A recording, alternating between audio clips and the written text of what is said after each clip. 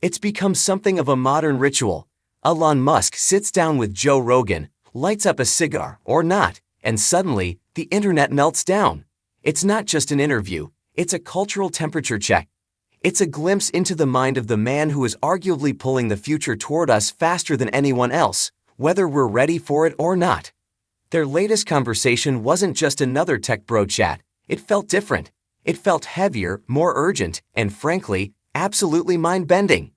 If you missed the 3-hour epic, don't worry. We need to talk about the two massive bombshells that dropped, one that fulfills our wildest childhood dreams, and one that forces us to confront some very adult realities. Buckle up, we're going to space, almost. Part 1. The dream of flight, yes actually. Let's start with the fun stuff, the stuff that makes you feel like a kid again. Remember when you were growing up, and every vision of the future included flying cars? We were promised the Jetsons. Instead, we got social media and subscription fatigue. It felt like a raw deal. Well, Elon is officially done waiting. When Rogan asked about the long-awaited next-generation Tesla Roadster, Musk didn't just rattle off 0 to 60 stats. Though, let's be honest, it's going to be sub 1 second, which is physically painful. He went straight for the sci-fi jugular. It will fly.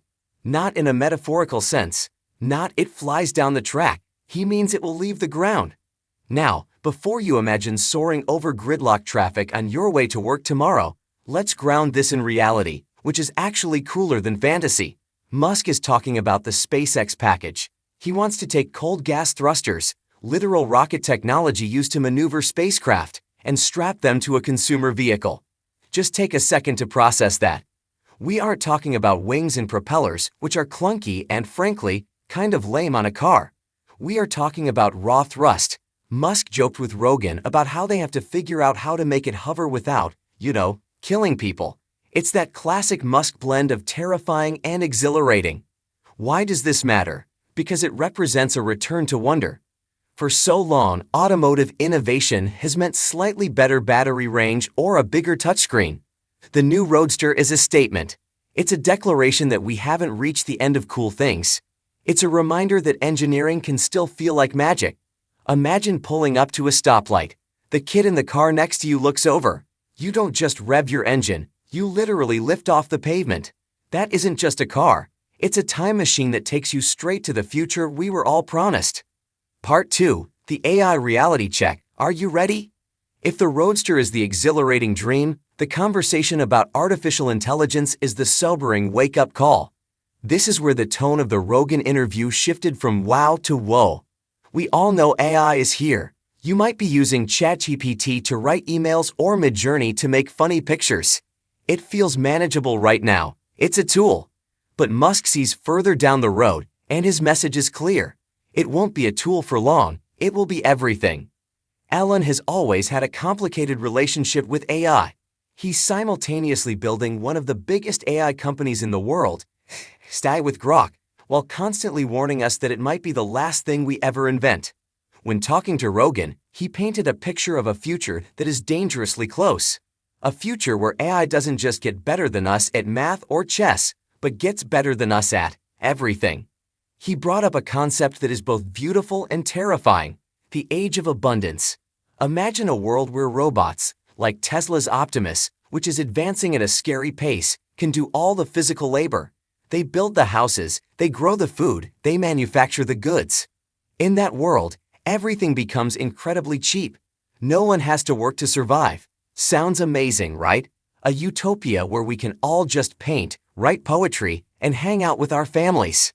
But here's the emotional hook that Musk and Rogan really dug into. If you don't have to do anything, what is the point of doing anything?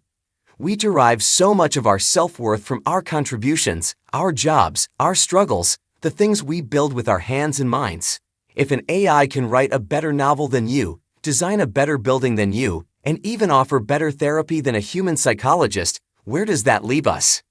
It's not just an economic question, it's an existential one. Musk didn't offer an easy answer, and that's what makes it so engaging. He's in the trenches with us, admitting that it's going to be weird. We are heading toward a future where humanity has to redefine its own purpose. The choice is ours. Listening to Musk on Rogan, you get this overwhelming sense of velocity. Things aren't just changing, they are accelerating. The gap between science fiction and Tuesday news is gone. A car that uses rocket thrusters to hover? Coming soon. Humanoid robots that might fold your laundry next year? Already in the lab. An AI that might eventually be smarter than all of humanity combined? It's being trained right now. It's easy to feel small in the face of all this. It's easy to feel like we're just passengers on Elon's wild ride, but we aren't just spectators. We are the generation that has to figure this out. We get to be the ones alive during the most transformative moment in human history. That's terrifying, sure, but it's also an incredible privilege. The flying car represents our limitless potential for coolness and fun. The AI represents our limitless potential for change. Are we ready for a world where cars fly and robots think? Honestly, probably not. But as Elon made clear to Joe, and to all of us listening, the future doesn't care if we're ready. It's coming anyway. The only question left is, are you going to watch it happen, or are you going to be a part of it? Would you like me to dive deeper into the specific technical challenges Musk mentioned regarding the Roadster's thrusters?